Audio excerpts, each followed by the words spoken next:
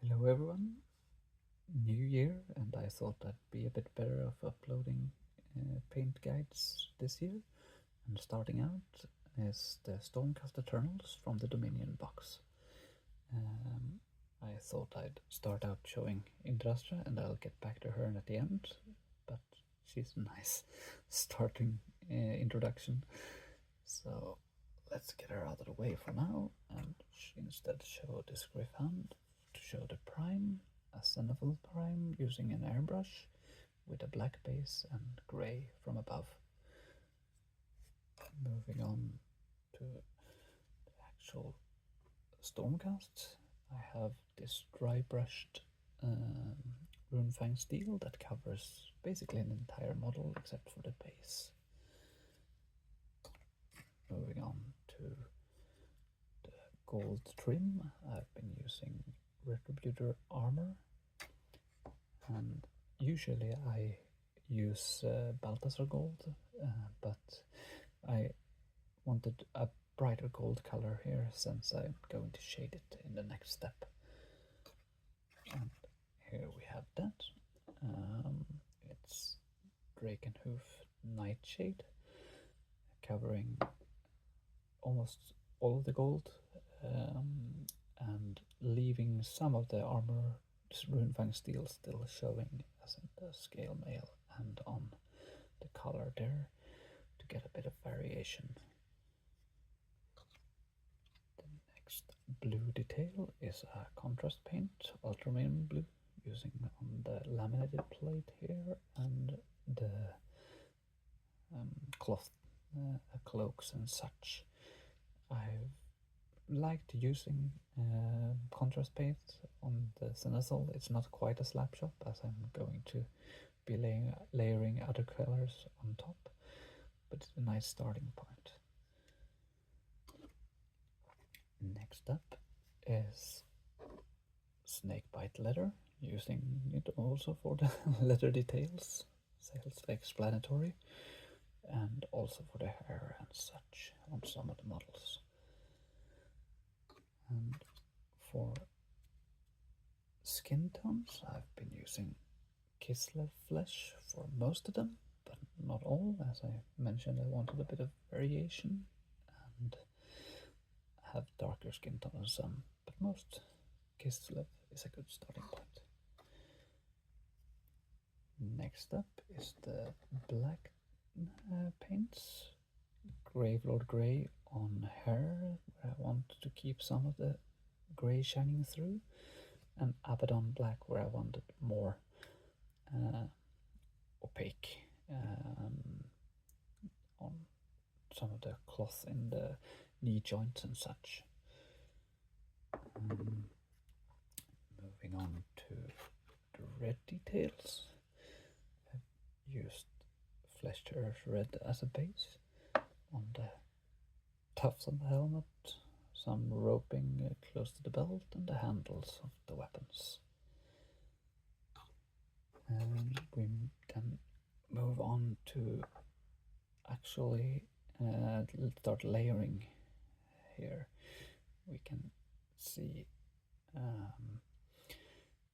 on this, I guess you could call it lacquered plate or something like that, where I want to start working up towards my highlights. And I've been using this Macragge blue for that. It's an airbrush paint, so it's not quite opaque, but I use it with a brush, and you might need a few more layers with it, but I think that's better. And I use quite a bit of airbrush paints with a brush for these kind of situations. Next, the red details also gets layering on top, corn red and Mephiston red, for working my way up towards the highlights.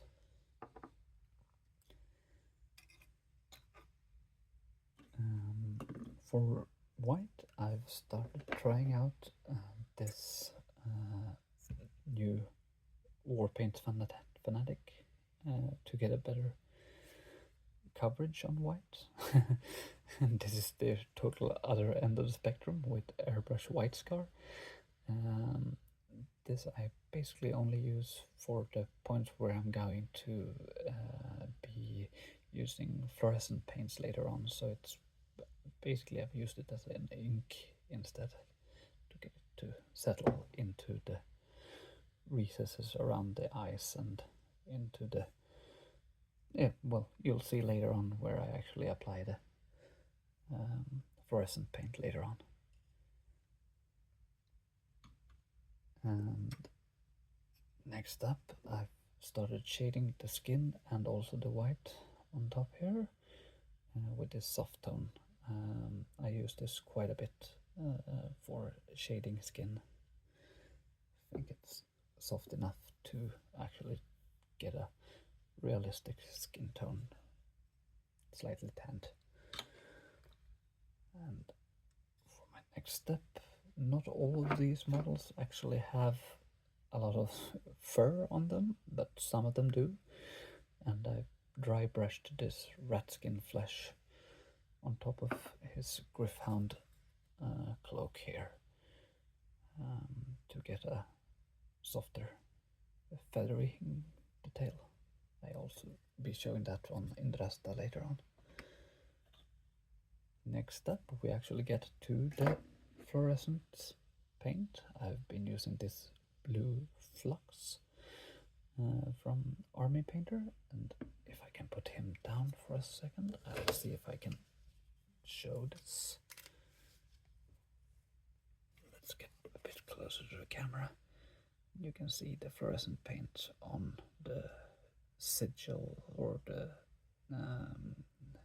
scroll work, and also around his eyes and some of the armor details.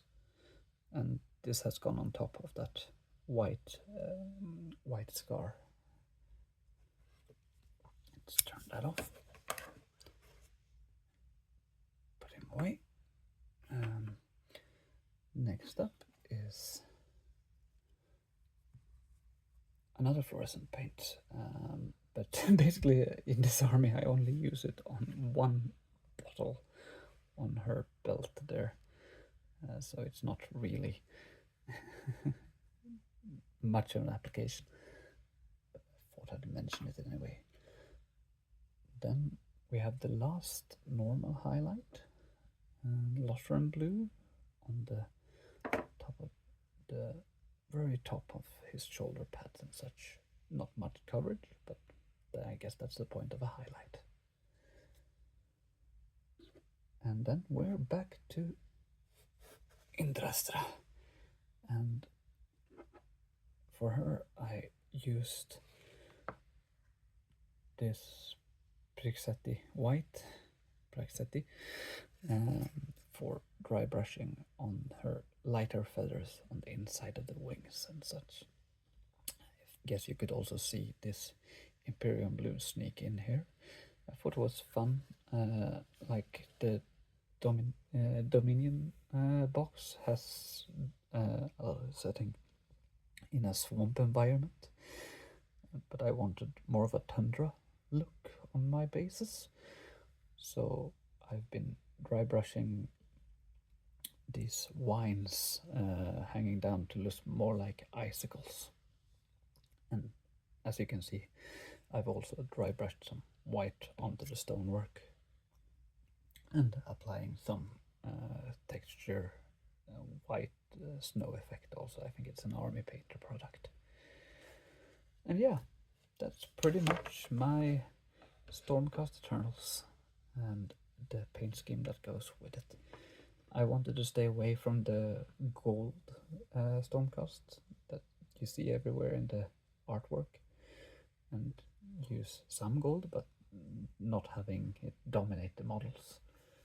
And I think I will be doing the same to the Skaven Time models when I get around to painting them. Thank you very much for listening. Hope you have a good evening.